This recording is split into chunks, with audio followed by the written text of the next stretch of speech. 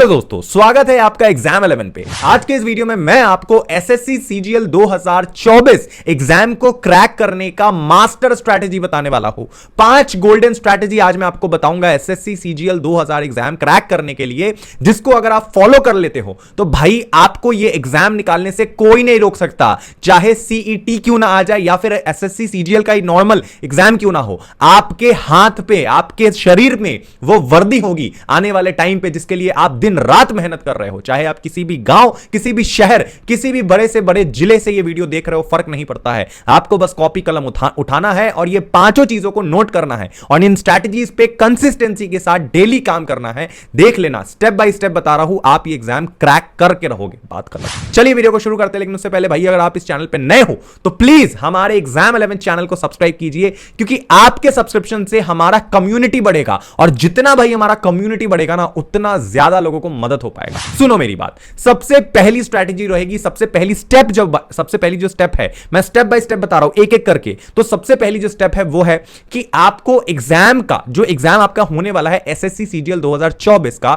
उसका exam pattern अच्छे से पहले पता करना पड़ेगा। अब देखो, अभी मैं ये वीडियो बना रहा हूं, अक्टूबर का महीना चल रहा है, हो सकता है आने वाले टाइम पे सीईटी इंप्लीमेंट हो जाए, कॉमन एलिजिबिलिटी टेस्ट, और आपका एसएससी सीजीएल का टीयर 1 का पैटर्न थोड़ा चेंज हो जाए। लेकिन अगर चेंज होता भी है और अगर चेंज नहीं भी होता है तो भी आपको अपने एग्जाम के पैटर्न को रट लेना है, घोल के पी जाना है। बहुत लोग क्या करते हैं, उनको एग्जाम के पैटर्न का ही ढंग से पता नहीं होता है। तो भाई, अगर तुम्हें पता ही नहीं है कि एग्जाम की पैटर्न क्या है, तो तुम इस एग्जाम को निकाल कैसे लोगे? ये एग्जाम के पैटर्न बहुत अलग अलग होती है। कुछ पर्टिकुलर पोस्ट ऐसे होते हैं जिसमें जाने के लिए तुमको पर्टिकुलर सेक्शन देना पड़ता है, समझ रहे हो तुम? कुछ पर्टिकुलर ऐसा सेक्शन होता है जहां पे टाइपिंग है, कुछ पर्टिकुलर ऐसा सेक्शन है जहां पे आपको स्टैटिस्टिक का पेपर देना पड़ेगा। तो ये डिपेंड करता है कि आपने कौन सा पोस्ट आपको जाना है, किसमें आपको अप्लाई करना है, क्या आपका ड्रीम है। तो आपको पहले एग्जाम के पैटर्न को अच्छे से समझना है। पैटर्न समझना बहुत जरूरी है कि किस किस वाले सेक्शन में, किस पर्टिकुलर सब्जेक्ट में किसका हमें कितना समय दिया जाएगा, किसका क्या मार्किंग स्कीम रहने वाला है, कितना नेगेटिव मार्किंग है, कितना क्या है। तो इसको पहले समझो, ठीक है। सेकंड, जो सबसे मास्टर स्ट्रैटेजी है यहां पे, वो है भाई कि आपको सिलेबस को अच्छे से डिटेल में समझना है कि आपका सिलेबस है क्या। अब मैं सिलेबस से सिर्फ आपका बात ये नहीं कह रहा हूं कि बस आप 4 चीजें समझ लो, लाइक आपका क्वांट्स आने वाला है, आपका वही क्वांट्स मतलब बेसिक मैथ्स आने वाला है, आपका रीजनिंग आने वाला है, आपका इंग्लिश आने वाला है, जीके आने वाला है, हो गया, पढ़ना शुरू कर दिया। नहीं, पहले डीपली समझो कि एग्जाम का सिलेबस क्या आने वाला है, क्या एग्जैक्टली सिलेबस है, कौन कौन सा चैप्टर पढ़ना है। कई बार देखो, अब अगर आप जीके पढ़ने जाओगे, मेरी बात को समझो, अगर आप जीके पढ़ने जाओगे तो जीके आप तो कुछ भी पढ़ सकते हो, उसमें कुछ भी पढ़ सकते हो, एनीथिंग। जीके तो बहुत बड़ा है, जो जनरल अवेयरनेस वाला सेक्शन है बहुत बड़ा है, आप तो फंस जाओगे फिर उसके अंदर, आप तो समझ ही नहीं पाओगे कि क्या चीज है, कितना पढ़े, क्या पढ़े। एक बंदा यूपीएससी के लिए तैयारी कर रहा है, वो भी जीके पढ़ रहा है, आप तैयारी कर रहे हो, आप भी जीके पढ़ रहे हो। कोई बंदा कोई पर्टिकुलर कोई अदर एग्जाम की तैयारी कर रहा है, बैंक की तैयारी कर रहा है, रेलवे कर रहा है, वो भी पढ़ रहा है। तो आपको तो अपना पता ही नहीं है कि आपके वाले में कौन कौन सा चैप्टर आने वाला है। ये बहुत बड़ी गलती होती है बच्चों की, जो बच्चों को नहीं पता होता है। तो आपको अच्छे से अपने सिलेबस को डीपली एनालिसिस करना है, ठीक है, एंड उनको रट लेना है। चाहे तो उसका नोट्स बनाकर दीवार पे चिपका सकते हो। तीसरा, जो सबसे ज्यादा गोल्डन स्ट्रैटेजी होने वाली है, वो है कि ये सब करने के बाद आपको एग्जाम के डिफिकल्टी लेवल का पता लगाना है। बिना एग्जाम के डिफिकल्टी का आपसे होने ही नहीं वाला है। अब इसको कैसे पता करें, मैं बताता हूं। आप सबसे पहले प्रीवियस ईयर का मॉक टेस्ट उठाओ। मॉक टेस्ट लगाना नहीं शुरू करना है, मैं पहले ही बता रहा हूं। ये नहीं कि मॉक टेस्ट पहले दिन से लगाना शुरू कर दिया, भाई पहले पढ़ लो। बहुत बच्चे क्या करते हैं, पहले दिन से मॉक टेस्ट लगाते, मत लगाओ। पहले पढ़ो चीजों को, समझो चीजों को, फिर मॉक टेस्ट है। तो सबसे पहले आपको मॉक टेस्ट को देखना है, अच्छे से एनालाइज करना है कि एग्जाम का लेवल क्या है। कई बार बच्चे क्या करते हैं कि एग्जाम का लेवल मान लो यहां पे है, तो बच्चे क्या कर रहे हैं कि यहां इस स्तर की, नीचे स्तर में पढ़ाई कर रहे हैं, बहुत कम लेवल पे। और मैक्सिमम केस में क्या होता है कि बच्चे का एग्जाम का लेवल यहां पे है और ज्यादातर बच्चे इस लेवल पे तैयारी कर रहे हैं, जिस वजह से उनका एग्जाम नहीं निकल पाता है। दोनों ही सिचुएशन में बच्चों का एग्जाम नहीं निकल पाएगा। मान लो आपको एसएससी का एग्जाम देना है और आप यूपीएससी के लेवल का पढ़ाई कर रहे हो, तो कैसे होगा?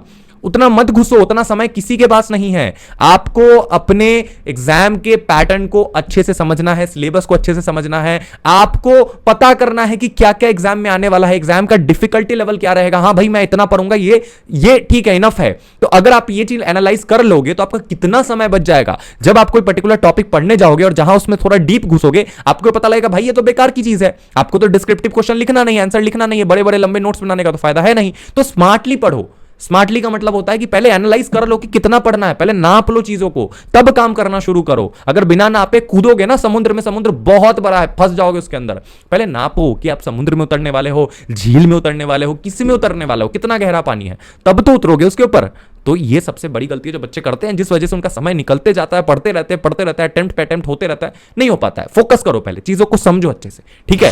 फोर्थ नंबर जो स्ट्रैटेजी है, अब ये बताने से पहले मैं एक चीज क्लियर कर दूं भाई, जब तुम इस एग्जाम के जर्नी में कूदोगे ना, और जब तुम पढ़ना शुरू करोगे, बहुत ऐसे लोग आएंगे ना जो तुमको डिमोटिवेट करेंगे, भयंकर डिमोटिवेट करेंगे भाई, भयंकर इस स्तर का करेंगे कि तुम सोच नहीं सकते हो। बहुत ताना मिलेगा तुम्हें सुनने को, एक अटेम्प्ट बीतने तो दो, एक अटेम्प्ट, फिर देखना अपने लोग भी पराये लगने लगेंगे तुम्हें इस टाइम पे। लेकिन तुम्हें इस बार हार नहीं मानना है। मेरे खुद के भैया यूपीएससी निकाल चुके हैं, तो मुझे पता है ये चीज कि कितना संघर्ष लगता है, कितना मेहनत लगता है, आपको पीठ पीछे कितनी गालियां पड़ती हैं, कल को वही लोग आपसे एक्सपेक्टेशन लगाना चालू कर देते हैं। तो इन लोगों का दोगलापन तुम्हें इस पूरे एग्जाम के जर्नी पे दिखेगा। तुम्हारा मतलब तुम्हारा जिंदगी बदल चुका होगा जब तक तुम ये एग्जाम निकालोगे। तो अपने ऊपर से भरोसा मत खोना, ठीक है। और बात को समझो, चैनल को सब्सक्राइब करो, बने रहो इस चैनल पे, तुमको हर एक मोटिवेशन से रिलेटेड, ज्ञान से रिलेटेड, अपडेट से रिलेटेड हर एक चीजें मिलेगी, समझ गए। तो फोर्थ नंबर स्ट्रैटेजी जो सबसे इंपॉर्टेंट स्ट्रैटेजी है कि अब आपको जब पढ़ाई आप शुरू करोगे तो सबसे पहले आपको कंसेप्ट्स को अच्छे से क्लियर करना है। अब मेरे बात को नोट करना, आपको कंसेप्ट्स को अच्छे से क्लियर करना है। आपको पहले यह समझना है कि एग्जाम को निकालने के लिए आपको कम से कम कितना महीना प्रिपेयर करना पड़ेगा, इस चीज को पहले समझो। मिनिमम कितना टाइम लगेगा, तो अगर आप मिनिमम देखने जाओगे तो 8 से 10 महीना इनफ है, इवन 8 महीना भी इनफ है इस एग्जाम के लिए। आप जिस भी चाहे जितने भी टॉपर रहे हैं एसएससी के एग्जाम में, किसी का भी उठा के देख लो इंटरव्यू, सब बोलेंगे 8 से 10 महीना इनफ है, इससे ज्यादा नहीं लगता एसएससी के एग्जाम में। यूपीएससी नहीं है कि कम से कम 1.5-2 साल तो इसकी प्रिपरेशन लगेगी ही लगेगी कम से कम। उसके बाद तो आप अटेम्प्ट करोगे, फिर और अटेम्प्ट। यहां पे क्या है कि 8 से 10 महीना इनफ है। लेकिन मैं आपको यह बोलूंगा कि स्टार्टिंग में ना इतना हड़बड़ाना मत, पहले कंसेप्ट्स को क्लियर कर लो, मेरी बात को समझो, पहले चीजों को समझ लो, चाहे उसमें थोड़ा टाइम क्यों ना लगे। अगर आपकी फाउंडेशन स्ट्रांग होगी, अगर तुम्हारी जड़ स्ट्रांग होगी ना, तो भाई तुम फोड़ दोगे इस एग्जाम को। बहुत कोचिंग वाले आपको क्या करते हैं कि पहले दिन आप कोचिंग में गए और वो आपको इस तरीके के क्वेश्चन बताते हैं कि भैया आपको देख के आपका दिमाग खराब हो जाता है कि चल क्या रहा है, वो आपको कंसेप्ट समझा ही नहीं रहा है। बहुत कोचिंग में ऐसा होता है, वो आपको कंसेप्ट समझाएंगे ही नहीं, वो आपको समझा ही नहीं रहे, वो तो आए बोर्ड के ऊपर और पहला दिन शुरू हुआ XYZ कंपनी का और मतलब बोलना शुरू कर दिया, ये वो ऐसे वैसे करो, इसको ऐसे डिवाइड करो, इसको ऐसे मल्टीप्लाई करो, हो गया बात खत्म। और आपके दिमाग से उतर गया, कुछ आपको नहीं समझ आ रहा, कुछ भी नहीं। आपको YouTube पे जाके दोबारा देखना पड़ रहा है, कमेंट करो क्या ये चीज होता है कि नहीं तुम्हारे साथ, या हुआ है या नहीं, अगर तुम किसी कोचिंग में हो। लेकिन आपको समय देना है, अपना कंसेप्ट को क्लियर करना है। अगर तुम्हारा जड़ अच्छा है ना, तो कोई माई का लाल नहीं रोक सकता है कि तुम इस एग्जाम को निकालो। कोई माई का लाल ऐसा नहीं होगा कि तुमको ये एसएससी एग्जाम निकालने से रोक ले, अगर तुम्हारी फाउंडेशन स्ट्रांग है तो। अपने फाउंडेशन को स्ट्रांग करो, कंसेप्ट को क्लियर करो, डेप्थ में जाकर के समझ लो पहले कि क्या क्वेश्चन है, क्या टॉपिक है, क्या पढ़ना है, चैप्टर में क्या बताया जा रहा है, फिर उसके ऊपर पढ़ना चालू करो। और जब ये चीज तुम कर लो, तो पांचवा और आखिरी इंपॉर्टेंट चीज है जो सबसे इंपॉर्टेंट है इस एग्जाम को निकालने के लिए, वो है कि अब आपको अपने स्पीड पे वर्क करना पड़ेगा। आप जितना हो सके उतना ज्यादा स्पीड में, जितना हो सके उतना स्पीड पे काम करो, जितना ज्यादा, मतलब रुकना नहीं है आपको, बस स्पीड में काम करते रहना, दैट्स इट, बस करो।